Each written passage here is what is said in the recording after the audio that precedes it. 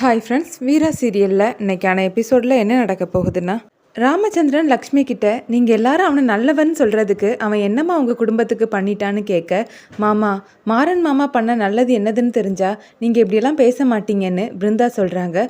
அப்படி அவன் என்னம்மா நல்லது செஞ்சான்னு ராமச்சந்திரன் கேட்க, மாறன் பிருந்தாவை பார்த்து சொல்லாதன்னு தலையாட்டுறாரு. நீ சின்ன பொண்ணுமா, உனக்கு எதுவும் தெரியாதுன்னு ராமச்சந்திரன் சொல்ல, மாமா எனக்கு தெரிஞ்சதை நான் வெளியே சொன்னா இந்த குடும்பத்தோட நிம்மதியே தலைகீழா மாறிடும்னு பிருந்தா அவங்களோட மனசுல நினைக்கிறாங்க. அண்ணன் அப்படியே கண்மணியையும் ராகவன் மாப்பிளையும் நான் விருந்துக்கு கூட்டிட்டு போறேன்னு லக்ஷ்மி சொல்ல, அது அவங்களோட விருப்பமா, இதுல யாரையும் என்னால கட்டாயப்படுத்த முடியாது, அவங்க வந்தா நீ தாராளமா கூட்டிட்டு போன்னு சொல்லிட்டு ராமச்சந்திரன் அங்கிருந்து கிளம்பி போறாரு. அப்புறமா கண்மணி கிட்ட லக்ஷ்மி அம்மா, இங்க பாரு கண்மணி, அதான் உன் மாமனாரே சம்மதம் சொல்லிட்டாரு, நீயும் வந்துருன்னு சொல்றாங்க. அவர் எங்க சம்மதம் சொன்னாரு, அவங்க ரெண்டு பேரையும் தண்ணி தெளிச்சு விட்டது மாதிரி எங்களையும் தண்ணி தெளிச்சு விடட்டுமான்னு சொல்லாம சொல்லிட்டு போறாருன்னு கண்மணி சொல்றாங்க. அப்புறமா லக்ஷ்மி மாறனையும் வீராவையும் விருந்துக்கு இன்வைட் பண்றாங்க. இதெல்லாம் எதுக்குமான்னு வீரா கேட்க, பின்ன கல்யாணம் ஆகி வந்த புது மாப்பிள்ளைய விருந்து கூட வைக்காம வாசல்ல இப்படி நிக்க வச்சிருக்கீங்களேன்னு போற வரவங்க எல்லாம் என்னெல்லாம் பேசினாங்க, அவங்க எல்லாரும் முன்னாடியும் எங்க மாப்பிள்ளைய நாங்க எப்படி வச்சிருக்கோம்னு காட்ட வேண்டாமான்னு லக்ஷ்மி அம்மா கேட்க, ஆமா ஆமா எல்லாருக்கும் தெரியப்படுத்தணும், டே மாறா விருந்துக்கு வரேன்னு சொல்லுடான்னு வள்ளி சொல்றாங்க. வீரா கண்மணியை பார்த்துக்கிட்டே, அம்மா நீ சொல்றதும் சரிதான், மற்றவங்க எல்லாருக்கும் நாங்க நல்லா இருக்கோம்னு தெரியப்படுத்தணும்னா இந்த மாதிரி விருந்து வச்சாதான் தெரியும், சரிம்மா நாங்க கண்டிப்பா வந்துடுறோன்னு வீரா லக்ஷ்மி கிட்ட சொல்ல, சரிம்மா மாப்பிள்ள நீங்களும் கண்மணியை கூட்டிட்டு வந்துருங்கன்னு ராகவனை பார்த்து லக்ஷ்மி சொல்லிட்டு போறாங்க.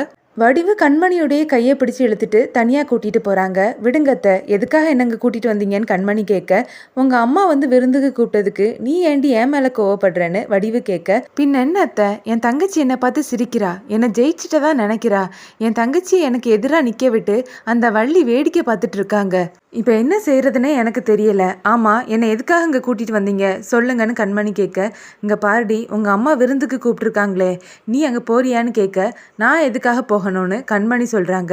நான் சொல்கிறத நீ கேளு, நீ கண்டிப்பாக அந்த விருந்துக்கு போகணும்னு வடிவு சொல்கிறாங்க.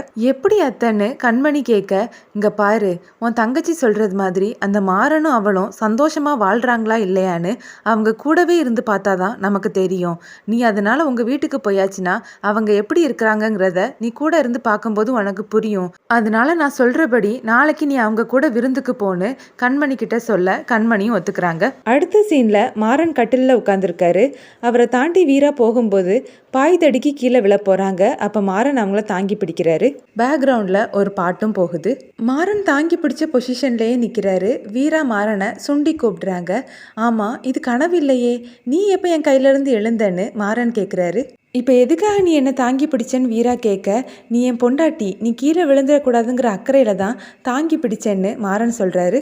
நான் கீழே விழுந்தாலும் கூட நானே எழுந்திருச்சிருப்பேன், ஆனால் என்னை தாங்கி பிடிக்கன்னு சொல்லி இப்படி தொடுற வேலையெல்லாம் வச்சுக்காத, வெளியில் நடக்கிறது எல்லாமே நடிப்பு தான், அதே ஒரு அட்வான்டேஜாக எடுத்துக்கிட்டு உள்ளே அத்துமீறணும்னு நினச்ச அப்புறம் இந்த வீரா யாருங்கிறத நீ தெரிஞ்சுப்ப. உன்னை பார்த்தாலே எனக்கு எரிச்சலாக இருக்குது, எப்படா விடியும் இந்த ரூம்லேருந்து வெளியே போகலான்னு தான் நான் பார்த்துட்ருக்கேன், உன்கிட்ட சொல்கிறதுக்கு நானே இந்த ரூமை விட்டு வெளியே போயிடலான்னு வீரா கோவமாக வெளியே போகிறாங்க. மாறன் அவரோட மனசில், நீ வெளியில் நடிக்கிறல வீரா, இதுவே எனக்கு போதும், கண்டிப்பாக இதை வச்சே நான் என் காதலை உனக்கு புரிய வச்சிருவேன், நீ என்னை ஏற்றுப்ப வீரா, அந்த நம்பிக்கை எனக்கு இருக்குதுன்னு மாறன் அவரோட மனசில் நினைக்கிறாரு. காலையில் கண்மணி அவங்களோட வீட்டு வாசலில் நிற்கிறாங்க. என்ன இந்த ரெண்டு பேரையும் இன்னும் காணும்னு சொல்லி பார்த்துட்டு இருக்கிறத பிருந்தா கவனிக்கிறாங்க. என்னக்கா மாறன் மாமாவையும் வீரா அக்காவையும் எதிர்பார்த்து நீ வெயிட் பண்ணி நிற்கிறியான்னு கேட்க, அவங்களுக்காக எதுக்கு நான் வெயிட் பண்ணி நிற்க போகிறேன்னு கண்மணி கேட்குறாங்க. இல்லைக்கா எனக்கு தெரியும், நீ இந்த விருந்துக்கு வரமாட்டேன்னு ஃபஸ்ட்டு சொன்ன, இப்போ வந்திருக்க, இப்போ வாசலில் நின்று எட்டி எட்டி பார்த்துட்டு இருக்க, நீ எதுக்காக எட்டி பார்க்குறன்னு எனக்கு புரியுதுன்னு பிருந்தா சொல்ல, போடி உள்ளன்னு கண்மணி கோவப்படுறாங்க. அப்போ ராகவன் கையில் மளிகை சாதனத்தோட வராரு.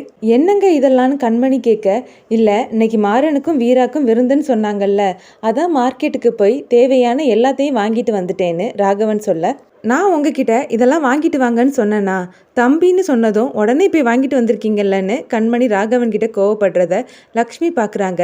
என்னடி கண்மணின்னு கேட்க, மா இவர் இந்த வீட்டோட மூத்த மாப்பிள்ள, அதை நீ ஞாபகத்தில் வச்சுக்கோ, உன் சின்ன பொண்ணுக்கும் உன் மருமகனுக்கும் வேலை செய்கிறதுக்காகவா இவர் இங்கே வந்திருக்காருன்னு கண்மணி கேட்கும்போது, என்னடி பேசுகிற, நீ விருந்துக்கு வரும்போது வீரா தானே எல்லாத்தையும் பார்த்து பார்த்து செஞ்சா, இப்போ நீ தானடி எல்லாமே செய்யணும்னு லக்ஷ்மி சொல்ல, என் தங்கச்சி மட்டும் வந்தா நானே எல்லாத்தையும் செய்வேன், ஆனால் கூட வர்றது மாறனாச்சுதே, அவனுக்கு எதுக்கு நான் செய்யணும்னு கண்மணி கோவப்படுறாங்க. சரி, அந்த சிக்கன் மட்டன் எல்லாத்தையும் நான் கழுவிக்கிறேன், நீ அந்த மீனையும் எறாவையும் கொஞ்சம் கழுவி கொடுத்துறேன்னு லக்ஷ்மி அம்மா கேட்க, நானா விருந்துக்கு கூப்பிட்டேன், நீ தானே கூப்பிட்ட, நீயே பார்த்துக்கோன்னு கண்மணி சொல்கிறாங்க. அவங்க பேசிட்டு இருக்கும்போதே வீராவும் மாறனும் ஆட்டோவில் வந்து இறங்குறாங்க. மாறனை பார்த்ததும் பிருந்தா சந்தோஷமா மாமா வாங்கன்னு சொல்லி கையை பிடிச்சி உள்ளே கூப்பிட்றாங்க. அப்புறமா வீராவை பார்த்து உள்ளே வாக்கான்னு சொல்கிறாங்க. வாங்க மாப்பிள்ள, ஒரு நிமிஷம் இதில் வெயிட் பண்ணுங்க, நான் இப்போ வந்துடுறேன்னு சொல்லிட்டு லக்ஷ்மி ஆர்த்தி தட்டை எடுத்துகிட்டு வராங்க. எதுக்கத்த இந்த ஃபார்மாலிட்டிஸ்லான்னு மாறன் கேட்க, இல்லை மாப்பிள்ள, எத்தனையோ பிரச்சனைக்கு அப்புறம் நீங்கள் 2 பேரும் ஒன்றா சேர்ந்து வந்திருக்கீங்க, நான் ஆர்த்தி எடுத்து தான் உள்ளே கூப்பிடணும்னு ஆர்த்தி எடுக்கிறாங்க.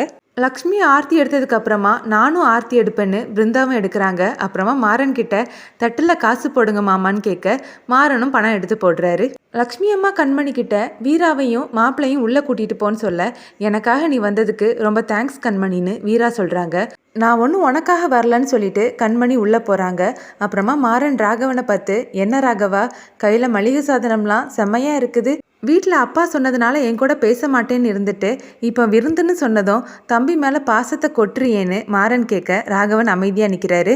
ஆமாம் தம்பி, மாப்பிள்ளை தான் எல்லாத்தையும் போய் வாங்கிட்டு வந்திருக்காரு. சரி, நீங்கள் எல்லாரும் உள்ளே வாங்கன்னு லக்ஷ்மி அம்மா சொல்ல, ஆமாம் இன்னைக்கு சமையல் யாருன்னு மாறன் கேட்குறாரு. நானும் கண்மணியும் சேர்ந்து சமைச்சிரோன்னு லக்ஷ்மி அம்மா சொல்கிறாங்க. எதுக்கு அத்தை, நீங்கள் எதுக்கு சமைக்கணும், நான் சமைக்கிறேன், நான் தான் ஏற்கனவே இந்த வீட்டில் பிரியாணி செஞ்சுருக்கேனே, அதனால நானே சமைக்கிறேன்னு மாறன் சொல்கிறாரு. இல்லை மாப்பிள்ளை, உங்களை விருந்துக்கு கூப்பிட்டுட்டு உங்களையே சமைக்க சொன்னா எப்படின்னு லக்ஷ்மி அம்மா சொல்ல, இதில் என்ன அத்தை இருக்குது, நானே சமைக்கிறேன், என்ன சொல்கிற வீரான்னு மாறன் கேட்க, ஆமாங்க, நீங்கள் சமைச்சா இந்த தெருவில் இருக்கக்கூடிய எல்லாருமே சாப்பாடு கேட்டு நம்ம வீட்டு வாசலில் தான் வந்து நிற்பாங்க, என்ன நீங்கள் கொஞ்சம் எக்ஸ்ட்ராவாக சமைக்கணும்னு வீரா சொல்ல, அப்படி சொல்லிடி என் செல்லோன்னு வீராவுடைய தோளில் மாறன் கை போடுறாரு. அப்புறமா வீரா மாறனை பார்த்து கையெடுன்னு மெதுவாகவே சொல்கிறாங்க. மாமா, இன்னைக்கு நீங்கள் சமைக்கும்போது நான் உங்கள் கூடவே தான் இருப்பேன்னு பிருந்தா சொல்ல, அப்படி சொல்லிடி என் செல்லக்குட்டின்னு மாறன் சொல்கிறாரு. சரிங்க மாமா, வாங்க உள்ளன்னு சொல்லி பிருந்தா மாறனுடைய கையை பிடிச்சி இழுத்துட்டு போகிறாங்க. வா வீரா, இது நம்ம வீடு தான் சொல்லிட்டு மாறன் உள்ளே போகிறாரு. சமையலுக்கு தேவையான காய்கறிகள் எல்லாமே மாறன் முன்னாடி இருக்குது. ஏதோ குறையுதேன்னு மாறன் பார்த்துக்கிட்டே இருக்கிறாரு. அப்போ பிருந்தா அவங்க கையில் ஒரு துண்டோட வராங்க. என்ன மாமா, எதை பார்த்துட்டு இருக்கீங்கன்னு கேட்க, ஏதோ குறையிறது மாதிரி இருக்குது பிருந்தான்னு சொல்ல, இதுதான் மாமா புடிங்கன்னு சொல்லி அந்த துண்டை கொடுக்க, கரெக்டாக கண்டுபிடிச்சிட்டேன்னு மாறனும் அந்த துண்டை வாங்கி தோளில் போட்டுக்கிறாரு. பிருந்தா மாறனுக்கு ஹெல்ப் பண்ணுறாங்க. அப்போ மாறனுக்கு அவர் இதுக்கு முன்னாடி சமைக்கும்போது பிருந்தா எரிஞ்சு விழுந்தது எல்லாமே ஞாபகத்துக்கு வருது. அதை நினச்சி பார்த்து கண் கலங்குறாரு. என்ன மாமா, ஏன் கண் கலங்குறீங்க, நீங்கள் தக்காளி தானே அறிகிறீங்க, அதுக்கு எதுக்கு கண் கலங்குதுன்னு கேட்க, இல்லை பழசை நினச்சி பார்த்தேன், ஆனந்த கண்ணீர் வருதுன்னு மாறன் சொல்ல, என்னாச்சு மாமான்னு பிருந்தா கேட்குறாங்க. அதெல்லாம் ஒன்றும் இல்லை, நீ எதுவும் ஒரி பண்ணிக்காதன்னு மாறன் சொல்கிறாரு. வீராவும் அந்த இடத்துக்கு வந்து நிற்கிறாங்க. அப்போ வீரா கிட்ட லக்ஷ்மி அம்மா, பாரு, இப்படிப்பட்ட ஒரு நல்ல மாப்பிள்ளைய நீ இத்தனை நாளும் ஒதுக்கி வச்சிட்டியேன்னு கேட்க, ஆமாம் தப்புதான்னு வீரா சிரிக்கிறாங்க. இதுக்கு நீ சிரிக்காமலே இருக்கலான்னு மாறன் அவரோட மனசில் நினைக்க இந்த எபிசோட் முடியுது.